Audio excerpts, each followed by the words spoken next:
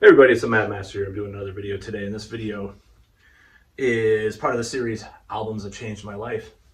And today I'm going to be talking about First and Last and Always. So this album I heard in high school, and I will tell the story about that and how I talked about the downward spiral. I don't know which one's going to upload first, but and that's up there, but this probably is in my top 5 albums of all time. And I'm serious.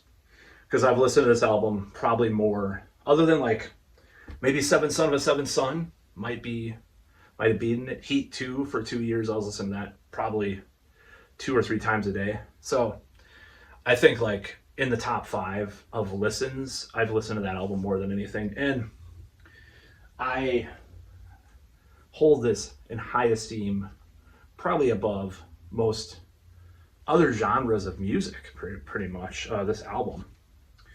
So how I got into it was when I was in high school, there were these people that were called goths. And one in particular, I had a huge crush on. I saw her walking on Taco Bell downtown. And I was like, oh my God, who's that girl? And come to find out, she hung out with some of the people, some of the ancillary people that I was hanging out with, and I never dated her or anything. One of my friends did though, but anyways, I was so mad. So I was like, oh my God, what is that? Who is that? What is that? It sounds weird, but when you, but I saw her wearing like a Joy Division shirt, and I was like, who's that? And simultaneously, one of my best friends was getting a little bit out of metal because of his online activities, because he was on these BBSs talking to all these older people and stuff, which we probably weren't supposed to be talking to or hanging out with, but we were anyway. So like I said in previous videos, I've talked a little bit about that, including some controversial ones.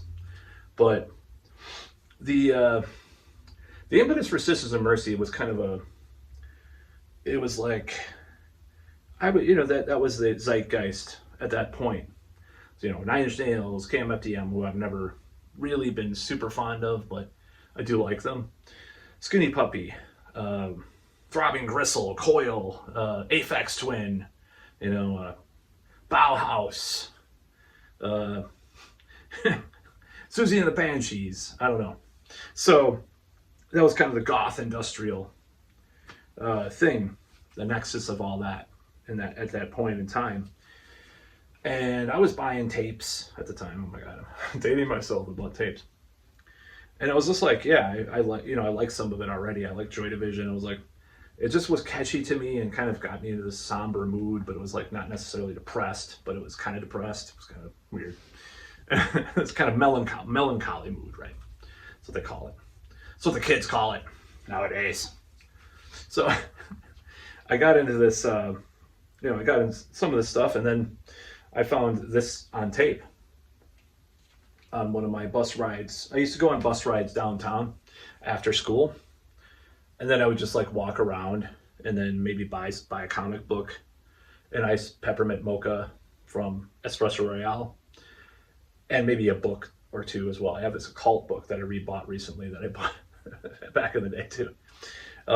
It's kind of funny. At that one of those excursions, I just remember it's this Enochian physics book that I bought. I just remember that. I was like, I lost it. I'm like, I'm gonna find it. I tracked it down. It's hard to find. I think it cost like $30 or something on eBay.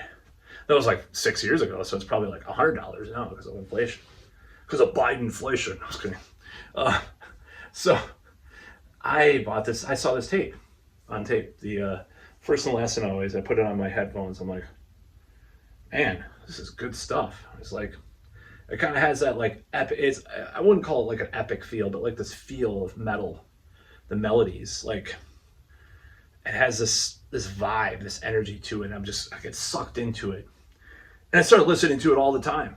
I'm just like, I love this album, man. This is like my favorite. Start smoking cloves and doing a little bit of self-mutilation. No, actually I did cut myself once in high school, but it was in a nurse's office. But it was on the top of my arm, which is stupid because that's not a true self-mutilator. You gotta cut on the right section. Anyways, now the algorithms are screwed. I may as well just swear in this video. So fuck. Anyways, so no, I wasn't really into that. So, you know, and I got sucked in, and I really identified with some of it, and it just really had an effect on me. I just couldn't stop listening to it. And the voice, the vocals. See, you know, Robert Smith, I like him, but like Andrew Eldritch just has this, I'm going to call it, very masculine baritone voice that kind of hits you in the face compared to some of those other guys. Even Peter Murphy doesn't have that kind of straight on like energy like that, or Wayne Hussey for that matter, who is from this band, by the way. I'll more on that in a minute. So the album really hit me hard, and it just was like the lightest thing I had ever heard. It just had this kind of 80s kind of pop mentality to it too that really appealed to me at the time. And you know, it was the 90s, so having those kinds of melodies and music was not as common at that point. Be honest, quite honest. Those kinds of, and the intricate interplay, because you had was it Craig Adams? I think that was the bass player. Gary Marks and Wayne Hussey, you know, the bass player and two guitarists that added all this stuff. Like there was like mandolin on it and all these different instruments, which Wayne Hussey took when he started singing. He formed his own band, the Mission UK Mission, and they were kind of an offshoot of Sisters of Mercy, even though they were very much at odds with singer Andrew Eldritch. So brought all these layers to the album. And all this, there was keyboards on it too. Not that many, but just enough to like give it a vibe. Kind of like Seventh Son or something, you know? And it was just like, I was just so enthralled with it. I just got sucked into the atmosphere. It just has an atmosphere. It's like, you're walking in England, there's a foggy, like, candlelit, you know, Victorian street or something, you know, and you're listening to like No Time to Cry, like in your head, like the cobblestone sidewalk in England or something, you know. You just kind of get into these weird fantastical fantasy moods, daydreams that you have, a cloudy day, you know. You listen to that album, it's just so rich in music, and there's a drum machine too, which is kind of funny, but the drum machine works. Like there's bands that can use that, you know, there's albums that use drum machine, like Running Wild, like supposedly use a drum machine. It just sounds like shit, you know, when they use the drum machine. But some bands like Limbonic Art, or, you know, a lot of industrial, or Sisters of Mercy, it works. It just works. Rosetta Stone is another band like that. It was kind of, I think they use drums though, I can't remember. So like a goth thing, one of the goth band things after Dr. Avalanche, which they named their drum machine, was to use drum machines. So you hear about these bands that use drum machines. So it works, it just works, and the bass is good too, the guitars, the vocals. And I guess Andrew Eldritch almost died during the making of it. It was like so on meth or whatever. Speed. I don't know if it was meth proper or just speed, but you know, if anybody can chime in on the differences between what he was doing and regular meth, I don't know. I don't really understand. I think it's just meth. So goths. Those are like when I read the book about the making of that album, or a book that mentions the making of it, it's like, whoa, I didn't know they were all into drugs like that. You know, wow, you know. I guess goths do drugs too. Like here, middle class, like, yeah, they'll do a little drugs, but they're not really into drugs. They're like college students at the university, and they weren't into drugs. So maybe in England, they were into drugs more in the goth scene. A lot of people did speed, you know. So yeah, he almost died during the making of that. He kept going on. It took a long time to record. It was a tough album to record for them. They finally did it, and then they broke up right away, pretty much. I mean, Wayne Hussey remained. I think the bass player, Craig Adams, I think he left. I think Gary Marks left, and then they had Gary Marks for a while, and then he left, and then they all, you know, it was just Andrew Eldritch at the end of 1986 or 85. No, like mid 86, I think it was just Andrew Eldritch. And then we all know what happened with Floodland and Vision Thing, and no other albums, because he's very bizarre as a person to doesn't want to release any more albums after that, which is kind of cool in a way. But he does all these they have all these live recordings of all these new songs they never recorded officially. Allegedly, I think they probably have a huge,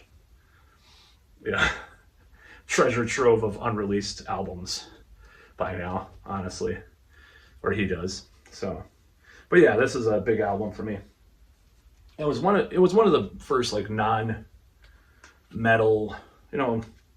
like a Jimi Hendrix CD or something, or stuff like that. I got into Pink Floyd and stuff, but when Sisters of Mercy was like solidly like, I don't only like metal. Like that was kind of like, even though it has a lot of, it's like, I think Andrew Eldritch once said more recently, Fear of the Dark, the riff is basically a Temple of Love in a different key. It's kind of similar. Metal, the way that some of the goth bands like that wrote riffs had a metallic quality to them. And they always said they liked Motorhead, which I can't really hear, but if you point it out, maybe. I don't know. I guess the early stuff, which is another good thing, is Some Girls Wander by My Mistake, which is a great album of all the early EPs and singles. I mean, those two, if you have that in First and Last, maybe some of the Body and Soul EP, you pretty much have the best stuff that they've ever recorded, in my opinion. I do like Floodland. I call it AOR goth, actually. Vision things like AOR hard rock goth. And I love those albums, but this one is just the best around. This is the best, and depressing, and I like it better than any other Depeche Mode, Bauhaus, even Joy Division, which comes close at times. Whatever, Susie and the Banshees, Mission, trying to think of more, Rosetta Stone, whatever, all sorts of bands. I can name all the goth. I can name more goth bands, but I don't want to go on and on. So yes, this album is very important. Probably one of the most important albums in my life. This didn't only change my life, it continues to be in my life. That's the thing. This album continues to be in my life. Like, I'll listen to Downward Spiral, or Pirates of the Gates of Dawn once in a while, but I still listen to that regularly. I mean, like 2 years ago, or a year and a half ago, I was listening to this every day for a while. Seriously, it's like it's top 5 for sure. Top 5 albums. It's a ride that I can take anytime. We take this ride. Anyways, that's about all.